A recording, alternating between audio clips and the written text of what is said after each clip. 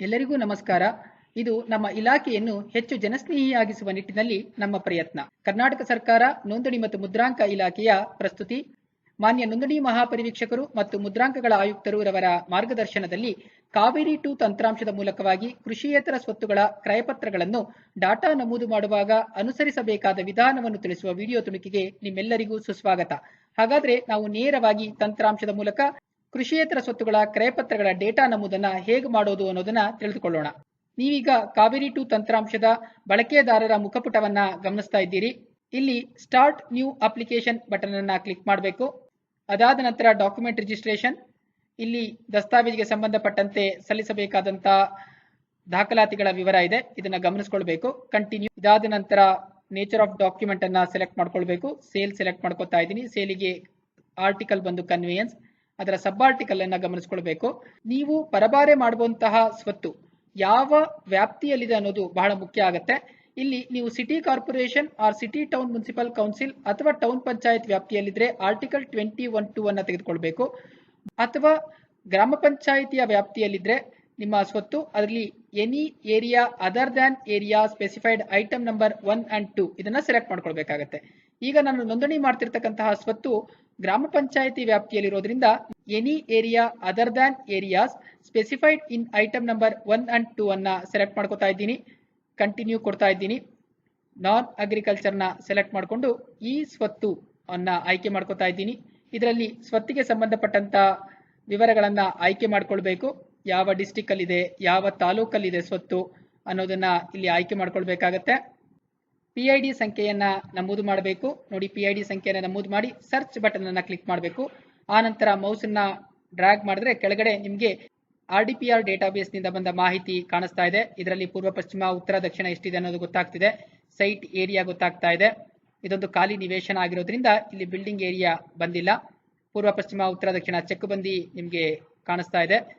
ಇದಾದ ನಂತರ owner details, ಮಾಲೀಕರ ಹೆಸರು ಮತ್ತು ವಿಳಾಸ ನಿಮಗೆ ಕಾಣಿಸ್ತಾ ಇದೆ. ಇದಾದ ನಂತರ ಈ ಸ್ವತ್ತಿಗೆ ಸಂಬಂಧಪಟ್ಟಂತೆ ಮತ್ತೆ ಯಾವುದಾದ್ರೂ ನಂಬರ್ಗಳಿದ್ರೆ, ಅಂದ್ರೆ ಈ ಹಿಂದೆ ನಿಮ್ಗೆ ಅಸೆಸ್ಮೆಂಟ್ ನಂಬರ್ ಇದ್ರೆ ಆ ಅಸೆಸ್ಮೆಂಟ್ ನಂಬರ್ ಅನ್ನ ಇಲ್ಲಿ ನಮೂದು ಮಾಡಬೇಕಾಗತ್ತೆ. ನಾನೀಗ ಒಂದು ಅಸೆಸ್ಮೆಂಟ್ ನಂಬರ್ ನ ನಮೂದು ಮಾಡಿದ್ದೀನಿ. ನಮೂದು ಮಾಡಿ ಸೆಲೆಕ್ಟ್ ಅಂಡ್ ಕಂಟಿನ್ಯೂ ಬಟನ್ ಅನ್ನ ಕ್ಲಿಕ್ ಮಾಡ್ತಾ ಇದ್ದೀನಿ. ನೋಡಿ, ಸೆಲೆಕ್ಟ್ ಅಂಡ್ ಕಂಟಿನ್ಯೂ ಬಟನ್ ಅನ್ನ ಕ್ಲಿಕ್ ಮಾಡಿದಾಗ ನಿಮ್ಗೆ RDPR ಇಂದ ಬಂದಂತಹ ಮಾಹಿತಿ ನಿಮ್ಗೆ ಸಿಗತ್ತೆ. ಒಂದು ಸಂಕ್ಷಿಪ್ತ ಮಾಹಿತಿಯನ್ನ ಗಮನಿಸ್ಕೊಳ್ಬೇಕು. ಗಮನಿಸಿಕೊಂಡು save property and continue button ಅನ್ನ ಕ್ಲಿಕ್ ಮಾಡ್ತಾ ಇದ್ದೀನಿ. ಇದರಲ್ಲಿ RDPR ಡೇಟಾಬೇಸ್ ಇಂದಾನೆ ಎಲ್ಲಾ ಮಾಹಿತಿಗಳು ಇಲ್ಲಿಗೆ ಫೆಚ್ ಆಗಿದೆ. ಇದ್ರ ಜೊತೆಗೆ ನೀವು ಡಿಸ್ಕ್ರಿಪ್ಷನ್ ಅನ್ನ ಎಂಟ್ರಿ ಮಾಡಬೇಕಾಗತ್ತೆ. ಈ ಡಿಸ್ಕ್ರಿಪ್ಷನ್ ಅನ್ನ ಎಂಟ್ರಿ ಮಾಡಬೇಕಾದ್ರೆ ಪೂರ್ಣವಾದ ಡಿಸ್ಕ್ರಿಪ್ಷನ್ ಅನ್ನ ಬರೀಬೇಕಾಗತ್ತೆ. ಉದಾಹರಣೆಗೆ ನಾನಿಲ್ಲಿ ಟೈಪ್ ಮಾಡಿದ್ದೀನಿ, ಗಮನಿಸ್ಕೊಳ್ಳಿ.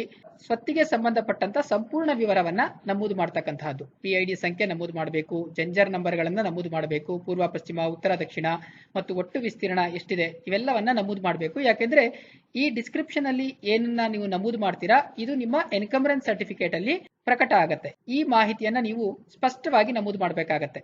ಈಗ ನಾನು ಸೇವ್ ಅಂಡ್ ಕಂಟಿನ್ಯೂ ಅನ್ನ ಕ್ಲಿಕ್ ಮಾಡ್ತಾ ಇದ್ದೀನಿ. ಈಗ ಪಾರ್ಟಿ ವಿವರಗಳನ್ನ ನಮೂದು ಮಾಡಬೇಕು.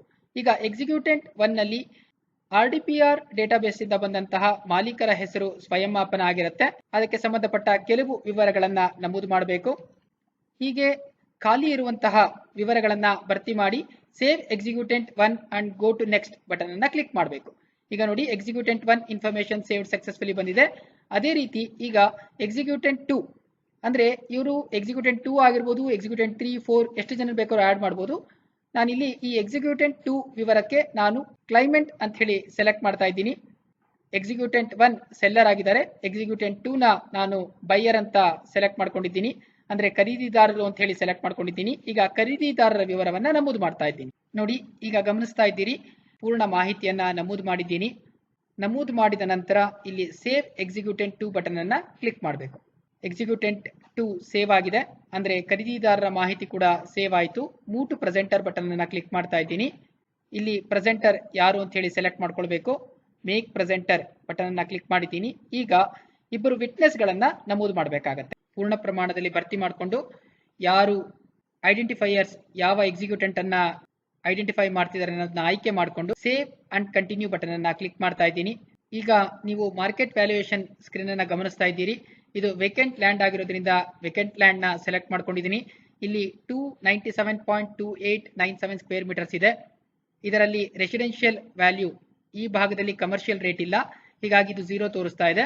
ಇಲ್ಲಿ ರೆಸಿಡೆನ್ಷಿಯಲ್ ವ್ಯಾಲ್ಯೂ ಇರೋದ್ರಿಂದ ನಾನು ರೆಸಿಡೆನ್ಷಿಯಲ್ ವ್ಯಾಲ್ಯೂನ ಸೆಲೆಕ್ಟ್ ಮಾಡ್ಕೋತಾ ಇದ್ದೀನಿ. ಸೆಲೆಕ್ಟ್ ಮಾಡ್ಕೊಂಡ ನಂತರ ಈ ಪ್ರಾಪರ್ಟಿ ಯಾವುದಾದ್ರೂ ಕಾರ್ನರ್ ಪ್ರಾಪರ್ಟಿನ ಅಥವಾ ಇಂಡಸ್ಟ್ರಿಯಲ್ ಪರ್ಪಸ್ ಪ್ರಾಪರ್ಟಿನ ಅಥವಾ ಇದು ಸ್ಟೇಟ್ ಹೈವೇಗೆ ಏನಾದರೂ ಅಡ್ಜಸ್ಟೆಂಟ್ ಆಗಿದೆಯಾ ಅಥವಾ ಡಿಸ್ಟ್ರಿಕ್ಟ್ ಮೇನ್ ರೋಡ್ ಅಥವಾ 80 ಫೀಟ್ ರೋಡ್ಗೆ ಏನಾದರೂ ಸೇರಿದೆಯಾ ಅನ್ನೋದನ್ನ ಇಲ್ಲಿ ಅನೆಕ್ಷರ್ ರೂಲ್ಸ್ ಅಲ್ಲಿ ನೀವು ಆಯ್ಕೆ ಮಾಡ್ಕೊಳ್ಬೇಕಾಗತ್ತೆ. ಆಯ್ಕೆ ಮಾಡ್ಕೊಂಡ್ರೆ ಇಲ್ಲಿ ಶೇಕಡಾವಾರು ಮಾರ್ಕೆಟ್ ವ್ಯಾಲ್ಯೂಗೆ ಆಡ್ ಆಗ್ತಾ ಹೋಗುತ್ತೆ. ಸೊ ನಾನೀಗ ಇದನ್ನ ಎನಿ 2 ಸೈಡ್ಸ್ ರೋಡ್ ಅನ್ನೋದನ್ನ ಸೆಲೆಕ್ಟ್ ಮಾಡ್ಕೋತಾ ಇದ್ದೀನಿ. ನೋಡಿ, ಸೆಲೆಕ್ಟ್ ಮಾಡ್ಕೊಂಡ್ರೆ 10% ಆಡ್ ಆಗುತ್ತೆ. ಅದರಲ್ಲಿ 29,729 ರುಪೀಸ್ ನನ್ನ ಬೇಸ್ ರೇಟ್ಗೆ ಆಡ್ ಆಗುತ್ತೆ. ಈಗ ನಾನು ವ್ಯಾಲ್ಯೂಯೇಟ್ ಬಟನ್ ಅನ್ನ ಕ್ಲಿಕ್ ಮಾಡ್ತಾ ಇದ್ದೀನಿ.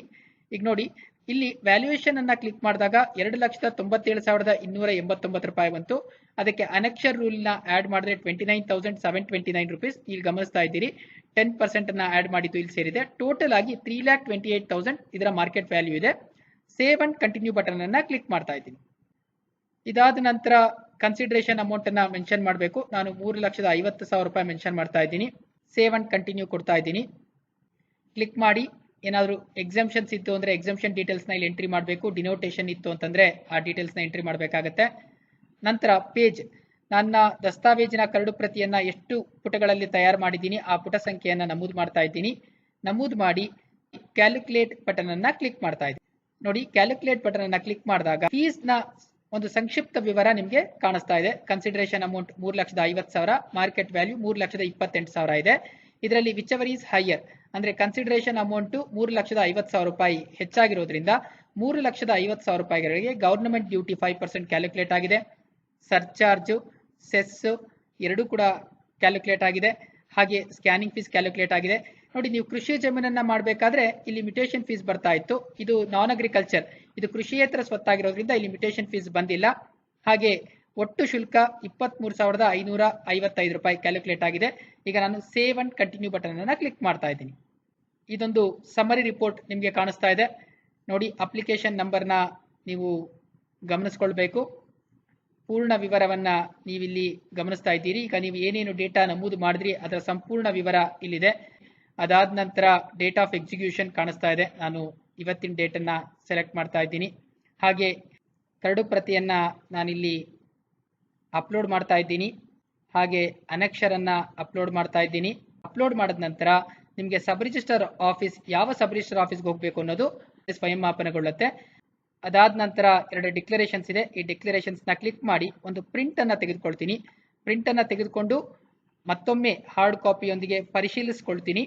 ನೋಡಿ, ಇಲ್ಲಿ ಎಲ್ಲ ಮಾಹಿತಿಯನ್ನ ಮತ್ತೊಮ್ಮೆ ಪರಿಶೀಲಿಸಿಕೊಂಡು ಎಲ್ಲವೂ ಸರಿಯಾಗಿದ್ದ ಪಕ್ಷದಲ್ಲಿ ನಾನು ಅಗ್ರಿ ಅಂಡ್ ಸಬ್ಮಿಟ್ ಬಟನ್ ಅನ್ನ ಕ್ಲಿಕ್ ಮಾಡ್ತೀನಿ. ಇಲ್ಲಾಂದ್ರೆ ನಾನು ಯಾವ ಹಂತದಲ್ಲಿ ತಪ್ಪಿದೆ ಆ ಹಂತಕ್ಕೆ ಹೋಗಿ ನಾನಿಲ್ಲಿ ಎಡಿಟ್ ಅನ್ನ ಮಾಡಲಿಕ್ಕೆ ಅವಕಾಶ ಇದೆ. ಈ ಬ್ರೆಡ್ ಕ್ರಮ್ಸ್ ಮೂಲಕ ನಾವು ಆ ಸ್ಥಳಕ್ಕೆ ಹೋಗಿ ನಾವು ಎಡಿಟ್ ಅನ್ನ ಮಾಡಬಹುದಾಗತ್ತೆ.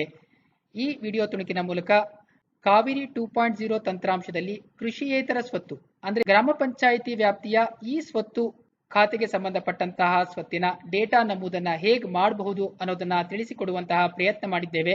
ಎಲ್ಲರಿಗೂ ಧನ್ಯವಾದಗಳು.